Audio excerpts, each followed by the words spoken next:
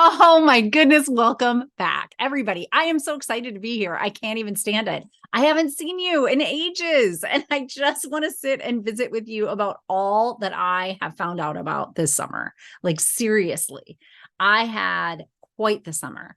Really high highs, some low lows, and it really helped me put into action some of the basic core tenets of the Learn to Love Your Story process that I teach women in midlife to get themselves out of their funk, feeling stuck, feeling like their life isn't where they want it to be, and moving them into a centered life. Thriving. And that, my friends, is what I'm going to talk to you about today. We're going to check in. How did I put that together in my own summer?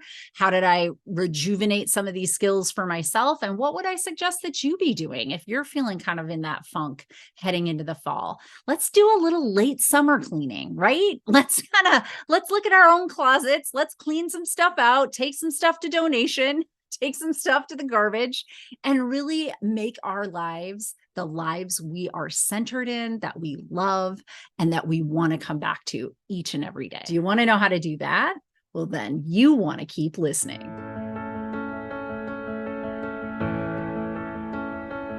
I know your deep, dark secret. You don't like your life. You're a woman in midlife, and for the past 2 decades or more, you've poured yourself in to other people. You've poured yourself into your career, your family, and yet on the inside, you feel broken. And that's no way to be. I'm Dr. Natalie Marr. I'm a clinical psychologist and a life transition expert. It wasn't too long ago that I was in your shoes, waking up in my early 40s, thinking I've got 2 failed marriages, and I'm a single mom for the second time in my life. And I just knew that I could do better, that I could feel better. Fortunately for you, I have about 20 years experience clinically. And so I've created a method that will help you learn to love your story. I know that the story that you're telling yourself about your life feels awful. And I know that you think that you can't change that. I assure you, you can. And when we work together, I'm gonna help you to craft a different story, a story that you love, a story that makes you want to get up every single day.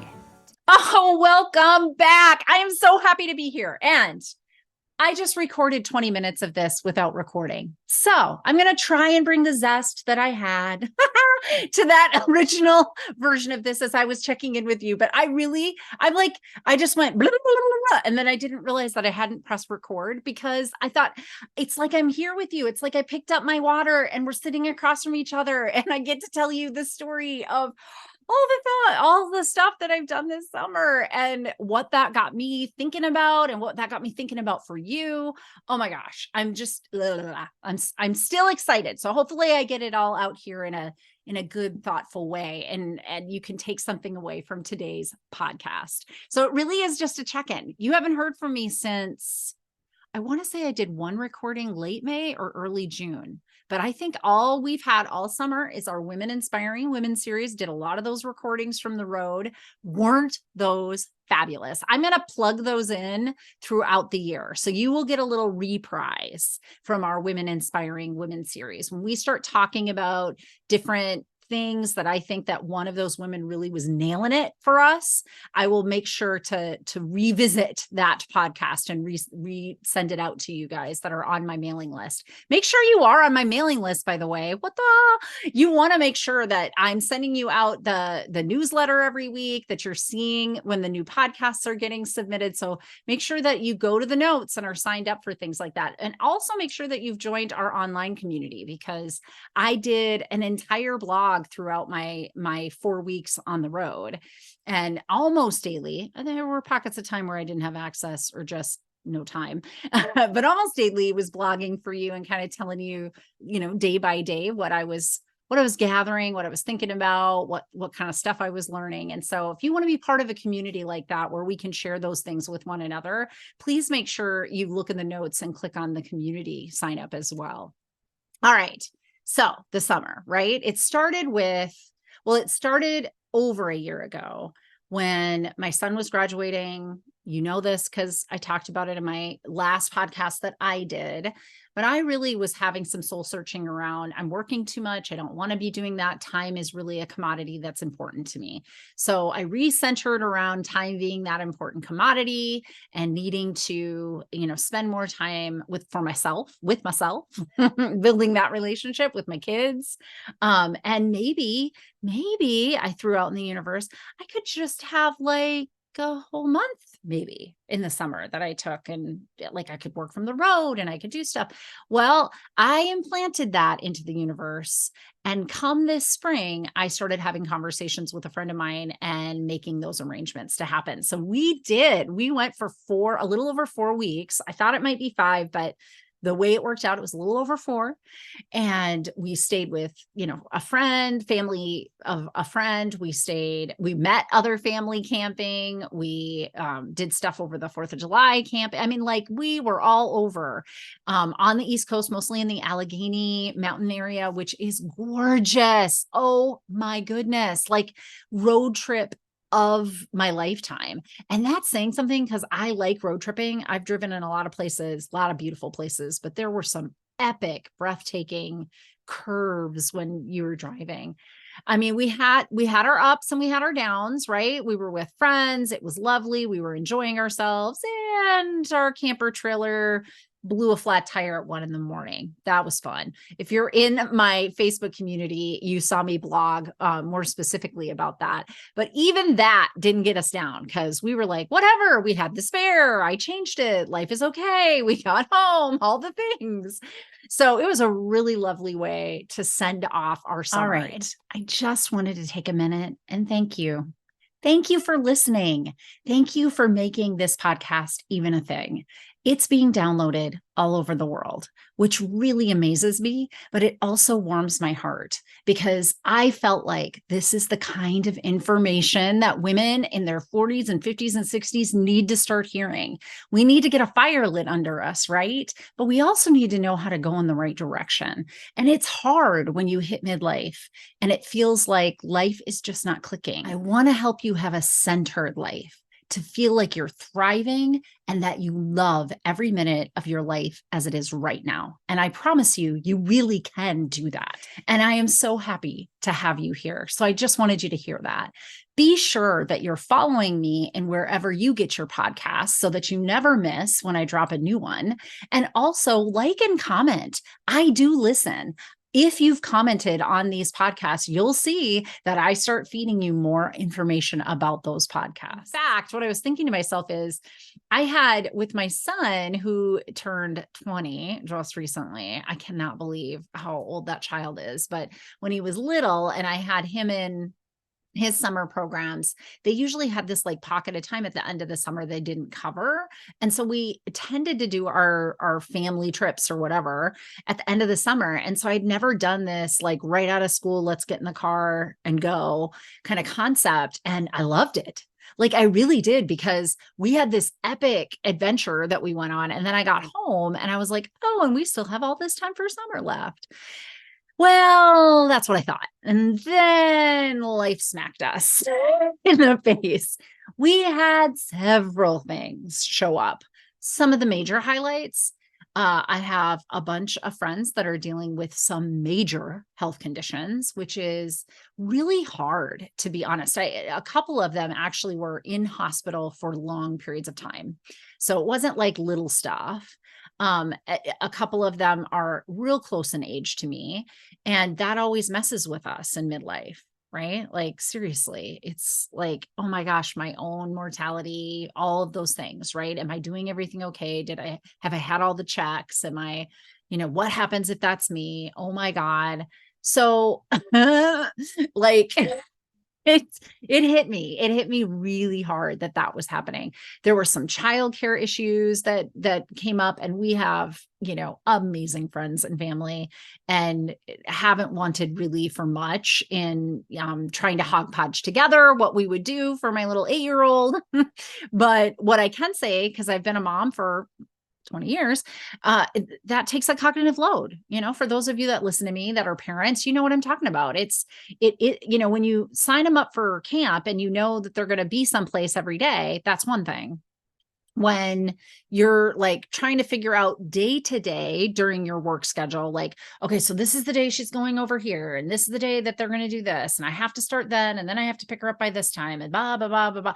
Like there's a terrible cognitive load that goes with that. So, I mean, super fortunate. We've figured it out. Super fortunate. I work from home.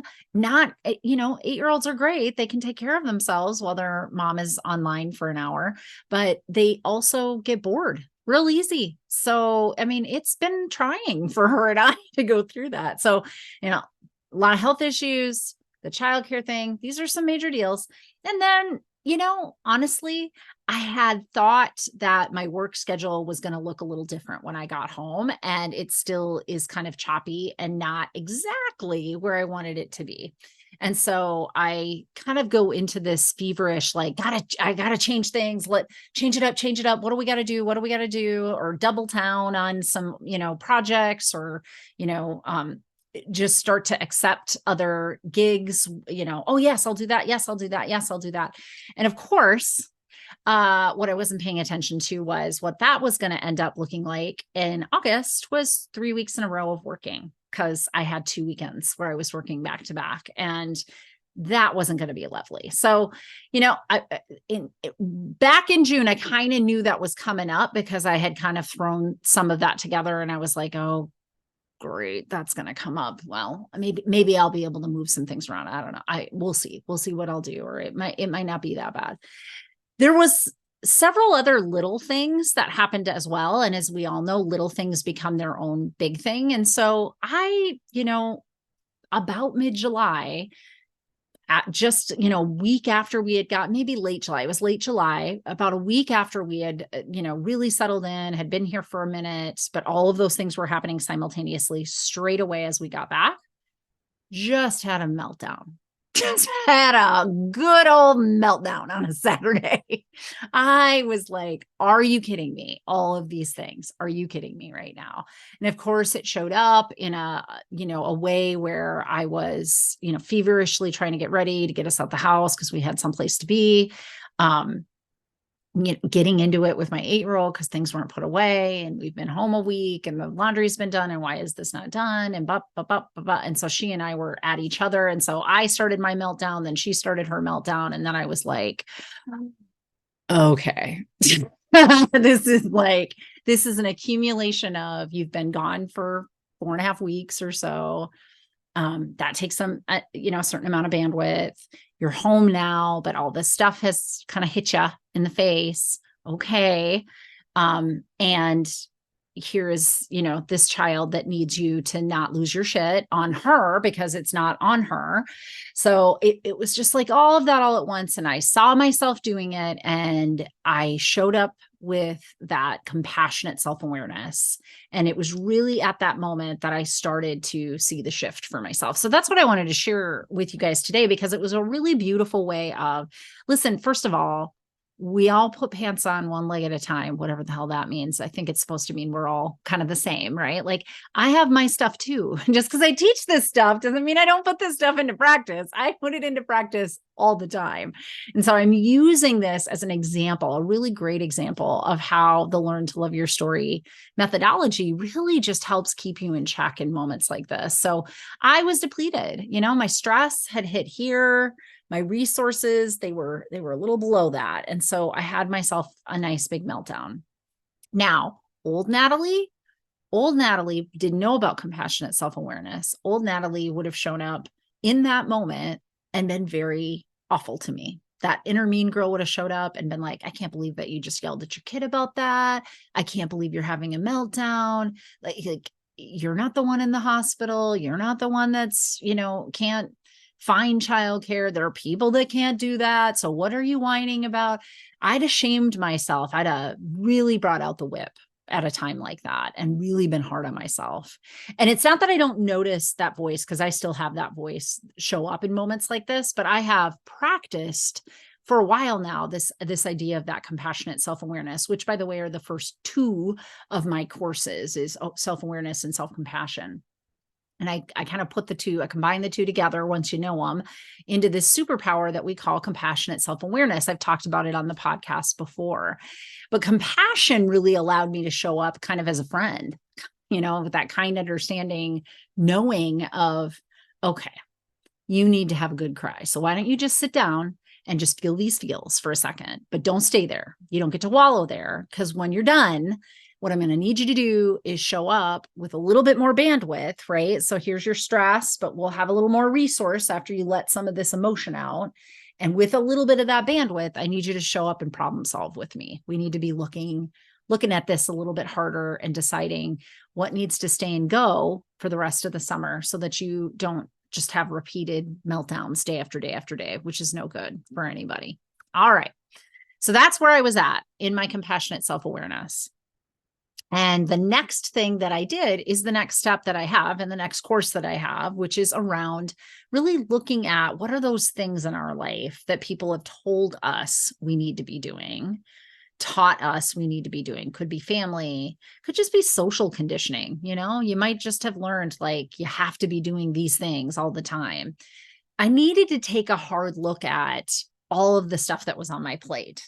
And I've talked about this analogy before, but I'll say it again. Like the way that I look at it, stress, and when we feel overwhelmed in stress is when things are falling off of our plate. And we get one plate. It's life, right? It never gets any bigger. It doesn't get any smaller. And sometimes if it does get smaller, it's because things are getting put on the plate that can't come off, right? Some things get affixed to our plate in a way that they're never going to fall off.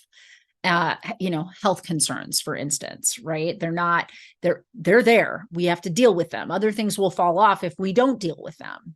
So here's this plate that I have, and I had too much on it. And I needed to take a look at what are the things that really are things that I've been told I should be doing, that I have to do, or that it should look a certain way, or whatever, that don't attach to what is my core belief. What's my centered life look like? What's my idea, my big dream of where I'm going here? And if this isn't matching up to that, then this isn't my stuff. This is programming and conditioning from my world, through family, through culture, through social life, whatever, that no longer serves my purpose. I no longer need to do this, right? So it's like going through a closet that you're ready to take everything out of it and go put it in the garbage. You're so upset that stupid closet will not shut. Except, okay, so my compassionate self-awareness said, take a minute now. I know the closet is really scary, so I want you just to like cry it out, do your thing, and then come back. And then you and I are going to take these things out one at a time, and we're going to put them in piles. We're going to put it in the pile of not your stuff, programming and conditioning that doesn't serve you any longer, and your stuff. And how are we going to organize that? Then we'll put it back in this closet in a way that feels centered and lovely, and like you can love the life that you're living in right now, even when people have health issues and your business still doesn't look in the organized fashion that you were looking for. And childcare is a bit wonkadoodle for a little while until school starts. So that's what I did. I started to sort out, what are these things over here that I keep piling on me like they're mine, but they're not mine. Right? I think they're like, I should be doing this. So anytime I said things like should, I stopped shoulding on myself. And I put that in the category of, I don't think that's in alignment with what's serving me in my centered life that I'm trying to create for myself. Right? So after doing that, I found myself pretty surprised. To be honest, I had quite a few things that I was still holding on to as shoulds and, must do and is on your agenda that really weren't stuff that aligned with a centered life. They were things that aligned with an old life, right? With that, I'm going to, shame you into doing the right thing, which, by the way, science is pretty clear about. When inner mean girl shows up, shame does not work. It never has worked. It is how we're wired. We're wired to look at what's going wrong, not to be compassionate and kind towards ourselves. We go into fight or flight or freeze mode. And so really we're trying to avoid it or fight it to get away from this threat in our life, which is why it is so important to anchor back to something else entirely, to that centered version of yourself, that compassionate awareness that says, okay, this is crazy. This feels awful right now. This is overwhelming. And there are ways to manage that. So let's stay clear and let's just feel the feels and then do the next right thing. And that's what I started to do. I just started to look at this long laundry list of things that weren't serving me. And, I haven't gotten through them all. I didn't get to that 3 weeks and have some miraculous plan for myself where I felt like, oh, I took extra time off during the week because I worked the weekends. I just wasn't able to line it all up with all of the convolution of what was going on in our lives right now. So I've been working. I'm actually, as I record this, right at the tail end of that. And all I can do is the next right thing in front of me. And so if the next right thing is I have a couple hours and a to-do list that's super long that does need to get done, but I'm feeling a little bit like the level of stress is too high and the level of resource is not giving me enough bandwidth, then I give myself some bandwidth. I do some self-care, right? I might spend some time alone. I might spend some time with my family. I might, take a nap. I might do a meditation. I might go for an extra walk. But I do something that I know is going to be a bucket filler for me and just widens that emotional bandwidth just a little bit. I've decided to make a big change in my Learn to Love Your Story business.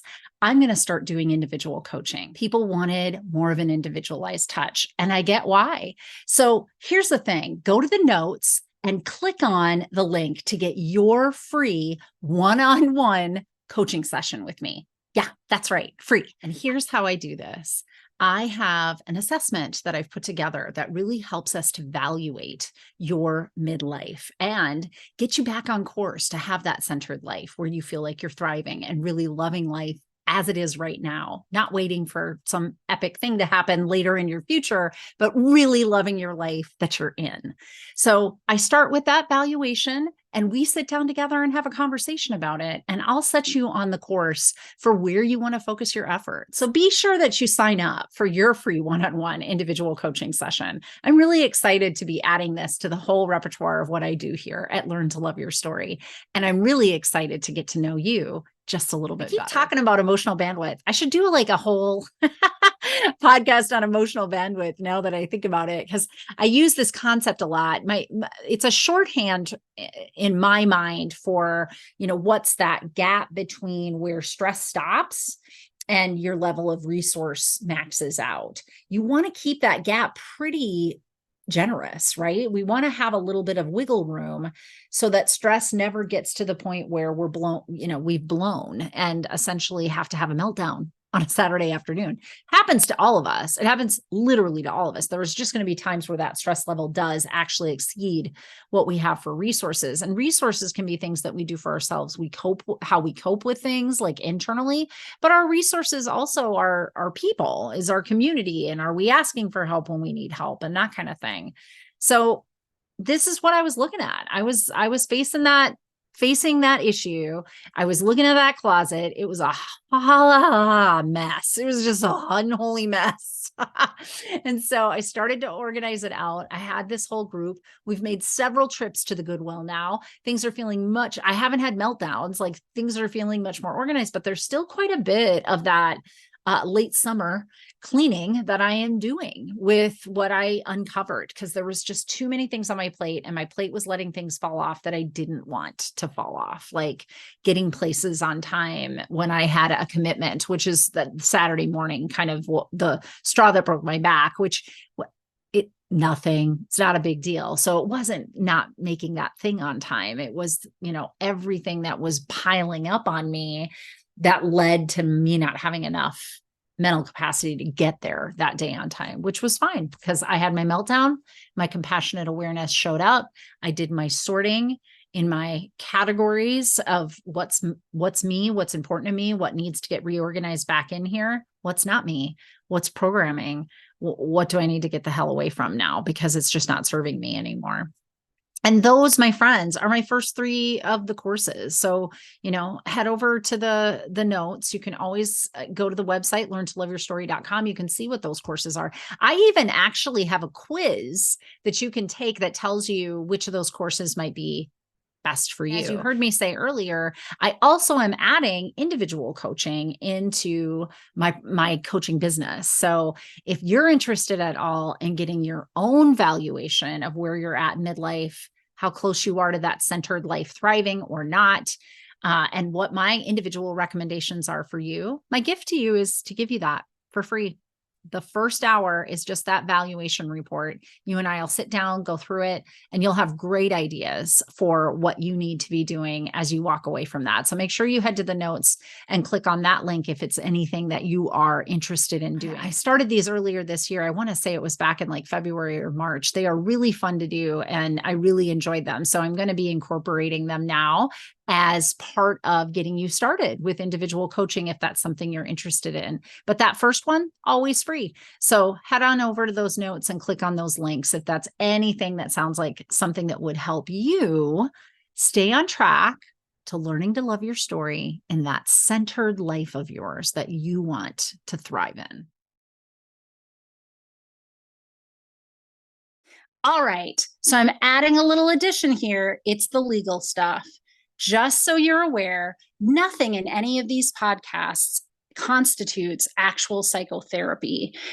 Yes, I am a licensed clinical psychologist in the state of Minnesota, but everything here is just educational in nature and is a suggestion of things that you could be doing in your own life to learn how to love the life that you're in instead of waiting for a life that you're dreaming of to come towards you. So just remember, this is not therapy. And if ever you need any resources for mental health, look in my notes and I'll always have a little blurb at the bottom where you can click on a link and get those services for yourself.